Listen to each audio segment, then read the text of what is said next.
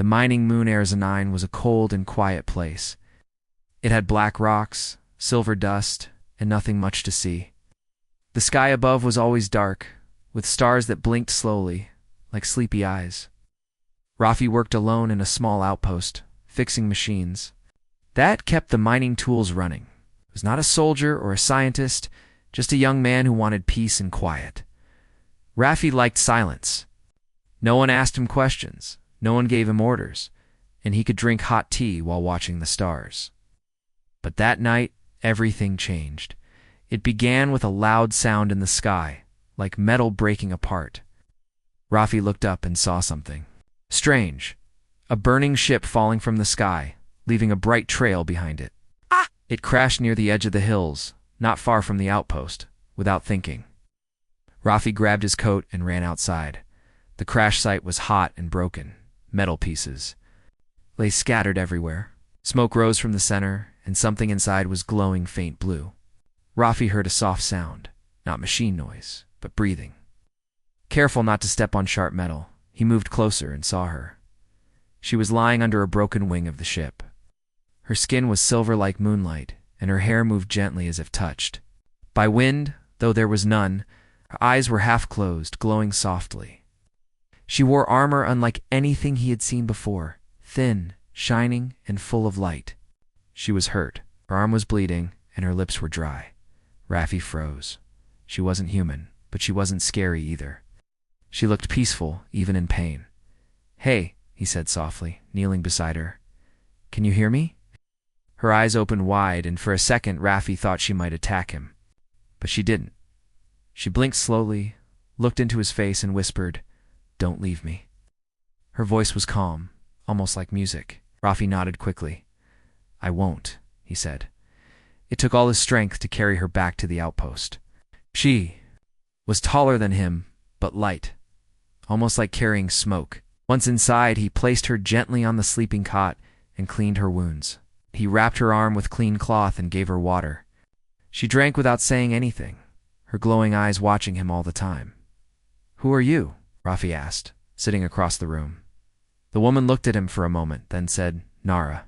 That was all. "Okay, Nara," Rafi said. "Rafi, I found you. You're safe here." She closed her eyes, then opened them again. "You're not afraid?" "I should be, maybe," he replied. "But you don't seem dangerous." "I am," she said quietly. Rafi didn't answer. Instead, he made her a warm drink and left it on the small table beside her. Then he went to check the outside scanner. There was no movement nearby, but he knew Earth Command would see the crash. They might send a patrol. If they found her, they would take her away, or worse. When he returned, Nara was still awake. "You saved me," she said, voice soft. "Yeah," Rafi replied, sitting back down. "I guess I did." She looked at him for a long moment. Then she said something he didn't understand, a word in a strange language. He didn't ask for the meaning. Instead, he just nodded. Over the next 2 days, Nara didn't talk much. She ate very little and spent most of her time watching the stars through the window. But she healed fast. Arm was almost normal by the 3rd day. Sometimes she walked around the outpost and touched the machines as if she knew what they were. Rafi noticed her strength. She lifted heavy tools with one hand. She moved fast, almost too fast, but always quiet. She didn't ask questions, didn't complain. One evening, while they were fixing the air pump together, Rafi looked at her and joked, "You learn fast. Want a job here?" Nara turned to him, her face calm. "I will stay," she said. "Less." "You send me away," Rafi blinked. He didn't expect that answer. "I wasn't serious," he said with a laugh. "But, I mean, you can stay if you want." "I want," she said. That night, Rafi couldn't sleep. He looked at the stars through the window and thought about Nara. Who was she really? Why was she here? Her ship wasn't a cargo ship. It had no weapons, no signs of war. She said very little, but he felt something strange around her, like she didn't just land here. She was meant to land here. He got up and walked to the other room. Nara was sitting cross-legged on the floor, looking out the window. "You don't sleep?" he asked. She turned her head slightly. "Sleep is not needed now. You're different," he said. "Ah!" "But but you don't feel dangerous. She looked into his eyes and said, "You are not like the others." "What others?" "Humans," she answered. Rafi smiled. "Maybe I'm just boring." She didn't smile back, but her eyes softened. "You were quiet," she said. "Gentle. You saved me without knowing who I was. I just saw someone in trouble." "That is rare," she replied. Before leaving, Rafi paused. "If you need anything, just ask." "I need nothing," she said. "Only time." And turned to leave, but stopped.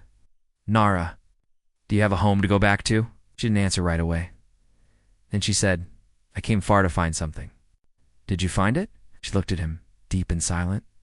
"Maybe," she whispered. Days passed on the quiet moon of Eris 9. The stars still blinked slowly above, and the machines around the outpost made the same soft humming sounds.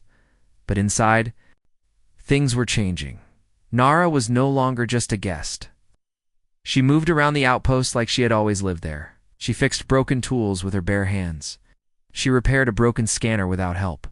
Even Rafi, who worked here for years, didn't know how she understood the machine so fast. Rafi watched her from a distance sometimes. She didn't talk much, but when she did, her voice was calm and soft. Her silver eyes still glowed in the dark, and sometimes, when she looked at the stars, she looked sad, like she was remembering something far away. One morning, while Rafi was checking fuel levels, he found Nara standing near the power core. "How do you know how to fix these things?" he asked. She looked at him without blinking. "I've seen things more complex than this." "Long ago you were an engineer?" "No," she said. "A leader." Rafi raised his eyebrows. "A leader." She didn't explain. She turned back to the core and touched one of the panels. It beeped twice and showed full power. Rafi was impressed, but also curious. There was something Nara wasn't telling him.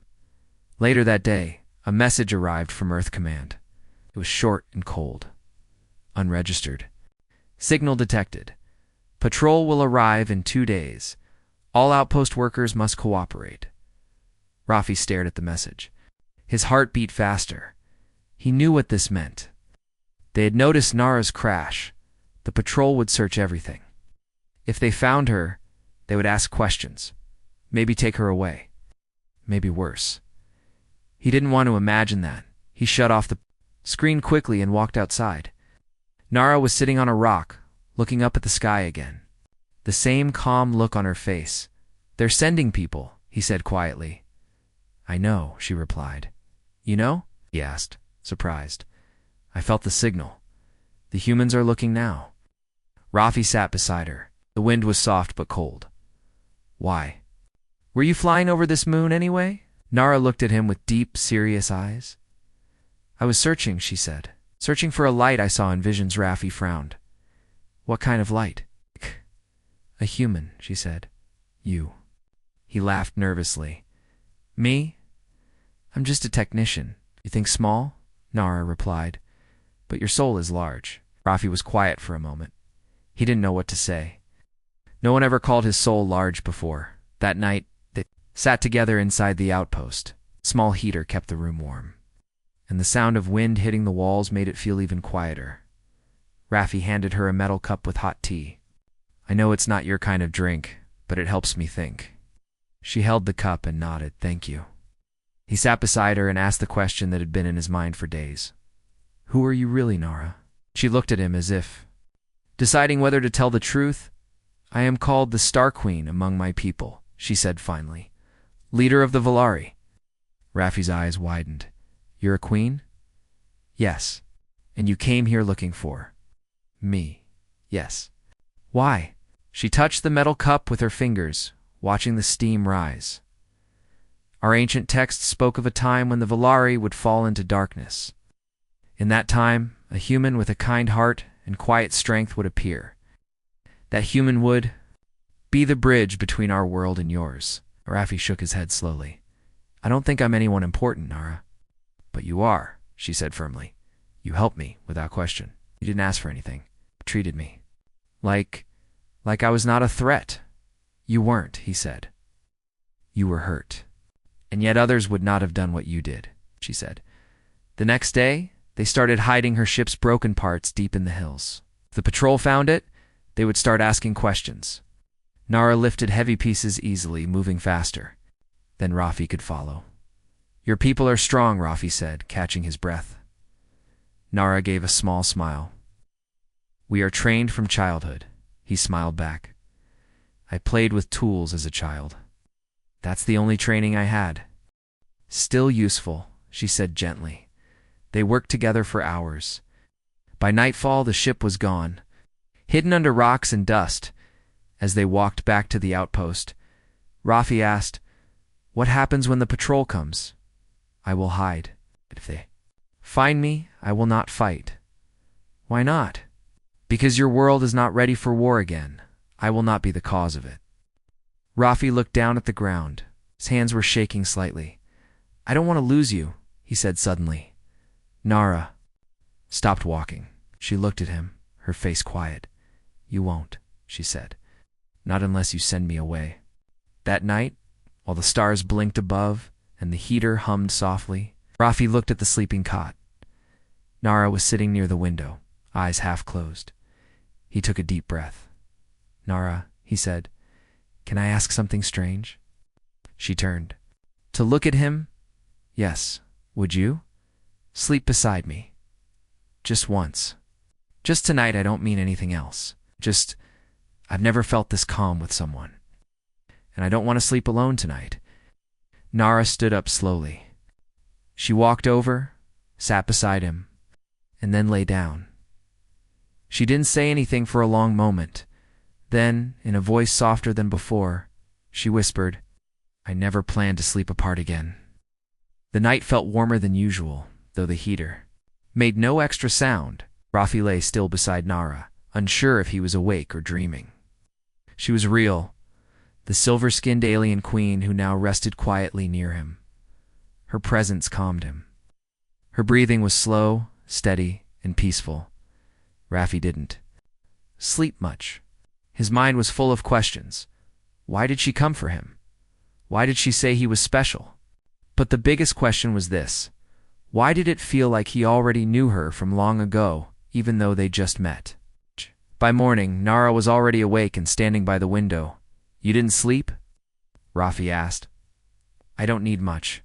She replied softly. I watch the stars. They speak more clearly than dreams. Rafi rubbed his eyes.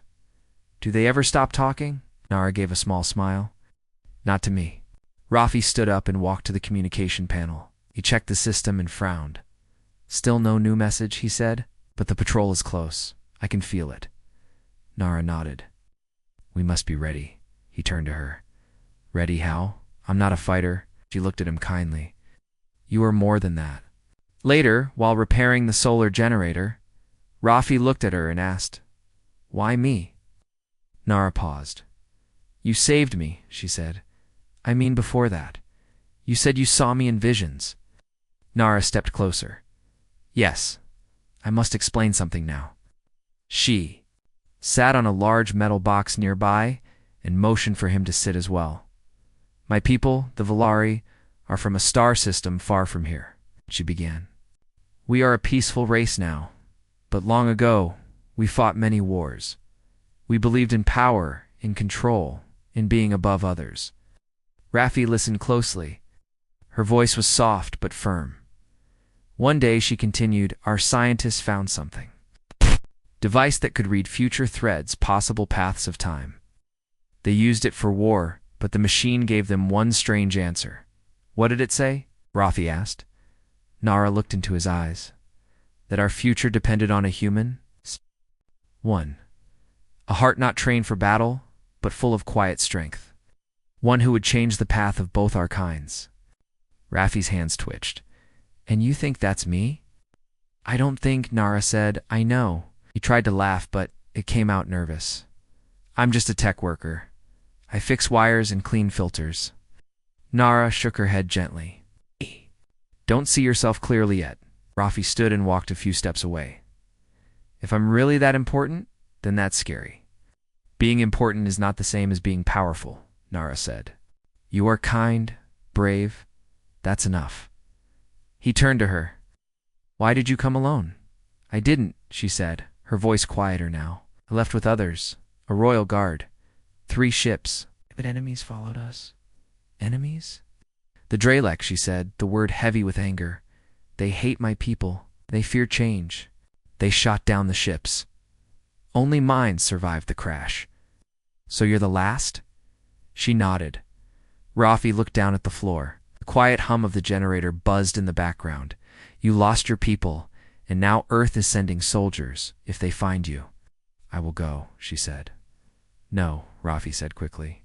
You're not going anywhere. Nara looked surprised. You would fight for me? I'll hide you, protect you, or run with you, whatever it takes. She stood up. Why? He looked at her seriously because when you came into my life, the silence left. And I didn't know how lonely I was until then. That evening, they worked together to prepare the escape path. Rafi opened the underground tunnels, old mining pads below the outpost that few remembered, he showed. Nara the way in, and together they cleared it. If the patrol arrived, she could hide down there. While they worked, Nara asked a quiet question. Have you ever been in love, Rafi? He stopped moving. No, he said. I thought I was once, but it wasn't real. Just comfort, maybe. Nodded. Love is rare in my kind. We are raised to lead, to rule, not to feel. But something changed in me when I met you. He looked at her. You make me feel something I cannot explain, she said. Something gentle, like light inside. That night Rafi couldn't sleep again. He stood outside, looking at the stars. Nara joined him after a while, silent. The stars feel closer tonight, Rafi said. They are listening, Nara replied. He turned to her. If we survive this, what happens then? We leave this place, return to my world. With you, you will be my voice, my guide, my equal. I'm not ready to be a king. You don't need a crown, she said, only a heart. They stood there in silence for a while, side by side. Suddenly a red light blinked on Rafi's. Come panel inside. A message from Earth Command. Survey team arriving soon. Prepare for interview. Stay. Inside until further notice. Rafi's jaw tightened. They're close. Ada turned to him. If they find me, they will not understand. Then we'll make sure they don't find you. She touched his hand, and he didn't pull away, Rafi, she said. If I fall, protect what I left behind. You won't fall, he said. Not while I'm here. As the sun rose on Era's 9, light touched the dusty hills. The outpost stood still and silent. But deep inside, below the ground, 2 souls were planning something greater, not just escape, but something stronger, a bond that no war, no border, and no planet could break. The day began with wind and dust. Rafi looked through the outpost window and saw something small moving near the horizon, a patrol ship. It had landed quietly, without warning. The soldiers had arrived. His heart beat faster, inside the tunnel. Below the outpost, Nara sat calmly, watching a small light on the wall. Rafi had placed it there to help her see. He brought her food, water, and an old blanket. She didn't complain, not even once. They're here, he said softly. Nara nodded. I can feel them. Don't worry, Rafi said. They won't find you. Lock the tunnel entrance tight. And I cleared any trace of you. She looked at him. If they threaten you, tell them nothing. I won't have to. They'll believe I'm alone here. Nara didn't speak for a moment. Then she reached out and touched his hand. I do. Not fear, pain, she said, but I fear losing this. The peace I feel with you. An hour later, 3 soldiers stepped into the outpost. Their uniforms were dark, their boots heavy. The leader was a tall man with sharp eyes and a metal badge that read Commander Dren. Rafi Dren said without smiling, We're here for a routine check. Sure, Rafi said, forcing a calm voice. Nothing unusual here. We detected alien energy in this area. You didn't report anything? It's probably a system glitch, Rafi lied. Old machines spark sometimes. The commander walked slowly around the room. He looked at the walls, the tools, the sleeping cot.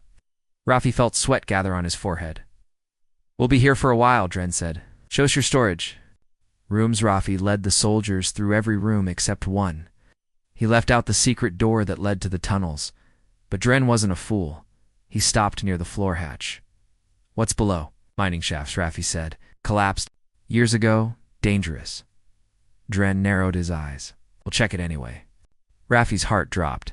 Inside the tunnel, Nara heard the noise above. Boots, voices, metal creaking. She closed her eyes and touched the small device at her neck. A soft hum filled the space. Her body slowly vanished like light bending into nothing. She became invisible. Down below, the soldiers climbed into the tunnel with flashlights. Rafi followed, trying to act annoyed but calm. "Nothing down here," he said. "Just old rocks and dirt." They searched the area, shining lights in every direction. One soldier stepped right past Nara, inches from her face, but saw nothing. Her camouflage held strong. After 10 long minutes, Dren finally said, "Let's go." "Nothing useful here." They climbed back up. Later that night, Rafi returned to the tunnel with food. Nara was sitting on the ground again, visible now, her eyes glowing dimly. "That was close," he whispered. "I used a shield," she said. "I can stay hidden, but not for long. It takes my energy." "You need rest," Rafi said, placing the food beside her. "Eat something." She looked at him for a long moment. "Thank you, Rafi," she said, "for protecting me." He smiled. "I'd do it again." The next morning, Rafi woke up early. He felt strange, like something inside him had changed. He looked outside and saw the patrol ship still resting on the hill. The soldiers had stayed longer than expected. They didn't trust him. When he walked outside, he saw one of them scanning the ground near the crash site. They might find something soon. He rushed back into the outpost and opened the tunnel hatch. "We have to go," he said. Now, Nara stood alert. "Go where?" "There's an old cargo ship in the storage cave," Rafi said. "Not much fuel, but it works. If we leave before night, we can escape the radar zone." Ada hesitated. "If you leave with me, you cannot return." "I know," Rafi said. "But I'm not leaving you behind." She stepped forward. "You choose me. Even now." "I already chose," he said. They moved quickly. Nara gathered her device and wrapped herself in a gray cover. Rafi packed food, water, and some tools. Together, they walked through the rocky hills to the storage cave. The air was thin, and dust blew in every direction. Inside the cave, the old cargo ship sat like a sleeping giant. Rusty, but alive. Rafi powered it on. Lights blinked. The engine groaned. "It works," he said. "Barely." Nara placed her hand on the console. A soft hum passed through her fingers. The ship's lights turned brighter. "Your energy?" Rafi asked. "Just enough to help," she said. They climbed inside. The door closed. The engines warmed. "Are you ready?" Rafi asked. Nara looked at him. "I never planned to sleep apart." Again, the ship rose from the ground, shaking off dust. As it flew into the sky, the patrol soldiers heard the sound and ran toward the cave too late. Inside the cockpit, Rafi gripped the controls. "I don't know where we're going." He said, "I will guide us," Nara replied. He looked at her. "Will they follow?" "Maybe," she said. "But they won't catch us." The stars opened before them, like a path made of silver. Hours passed. The ship flew far beyond Urzenine. Rafi sat beside Nara, backbite peaceful. "Back there," he said quietly. "When I asked you to stay beside me, I didn't think you would." Nara turned to him and smiled softly. "I never planned to sleep apart again." He took her hand. It was warm. For the first time in a long while, Rafi felt like he wasn't lost anymore. The cargo ship moved fast through the empty space between stars. The small cabin was quiet except for the low hum of the engine. Rafi sat beside Nara, watching. The stars passed by the window. The weight of everything still felt heavy in his chest. Leaving home, hiding the queen, escaping soldiers suddenly. The calm was broken by an alarm. A red light blinked on the control panel, and a loud beep echoed through the cabin. "Something is coming," Nara said, her eyes sharp and glowing. Raffi looked at the screen. Small object was closing in fast. Is it a ship? He asked. No, Nara said. Something worse. Raffi felt his heart race. What is it? Nara's face grew serious. The Drelek, my enemies. They hunt me. They will try to kill us. The ship shook as a sudden hit struck the hull. Sparks flew near the control panel. Brace yourself, Nara shouted, grabbing Raffi's arm. Raffi held tight as the ship rocked violently. Red lights flashed, and warning sounds filled the air. Enemy was attacking. Outside, the small cargo ship was surrounded by a strange creature. It was tall and thin, but moved like smoke, changing shape, fading in and out of sight. Its eyes were dark and empty. The Drelek was a shadow that could slip through any crack or door. It had no name, no face, only a hunger to destroy inside. Nara closed her eyes and whispered words in her native tongue. A soft light grew from her hands, spreading warmth through the cabin. The ship's shaking slowed. It's a shield, she said. It will keep us safe, but only for a little time. Raffi nodded, trying to stay calm. Suddenly, the ship's door opened without warning. Cold wind rushed inside. Raffi saw the Drelek, now visible in full form. Its face was a dark mask, with long fingers that moved like smoke. It smiled, but it was a smile without kindness. You cannot hide, the creature hissed. Raffi stepped in front of Nara. We're not afraid. The Drelek laughed softly. Foolish human. A fierce fight began. The Drelek moved faster than the eye could see, striking with claws that burned like ice. Nara raised her hands. Firing beams of blue energy that cut through the dark air, Raffi grabbed a metal rod and swung it, trying to hit the enemy. The creature dodged easily but missed its chance as Nara's energy hit it full on. The Drelek screamed, fading back into shadow, but it was not finished. It vanished into the walls of the ship, moving like smoke through cracks and vents. Raffi felt a cold touch on his neck. The creature's fingers tried to grab him from behind. He twisted quickly and pushed it away, breaking the grip. Nara saw the danger and moved fast. She placed her hands on Raffi's wounds and closed her eyes. A warm glow surrounded him. The pain faded. What did you do? Raffi asked, amazed. I healed you, Nara said softly. Our bodies can share life. When I touch you, part of me stays with you. Raffi looked into her eyes. For a moment, he saw his own thoughts reflected back. It's like we're connected, he said. Nara nodded. Now if one of us is hurt, the other feels it too. The Drelek returned, stronger and angrier. But this time, Raffi and Nara were ready. They fought side by side, their moves quick and sure. The enemy fell, disappearing into nothingness. After the battle, the cabin was quiet again. Nara sat beside Raffi, her hands resting gently on his. You are brave, she said, more than any warrior I have known. Raffi smiled weakly. I only fight because I want to protect you. She looked at him with warmth. And I will protect you. At night. Raffi couldn't sleep. His mind raced with thoughts and feelings he didn't understand. Nara watched him quietly. Why do you worry? She asked softly. Because he said if I die, you said you would too. She nodded. We are linked now. One cannot live without the other. Raffi reached out and took her hand. It was strong and warm, a promise that they were no longer alone. The stars outside twinkled like silent witnesses to their bond in the vastness of space. Two unlikely souls found a connection deeper than war, fear, or loneliness. They found hope. The small ship floated silently near a glowing blue planet. Raffi and Nara looked out from the cockpit at the bright cities and floating towers below. This was Nara's homeworld, the land she had once fled but now hoped to return to. Raffi's heart was heavy.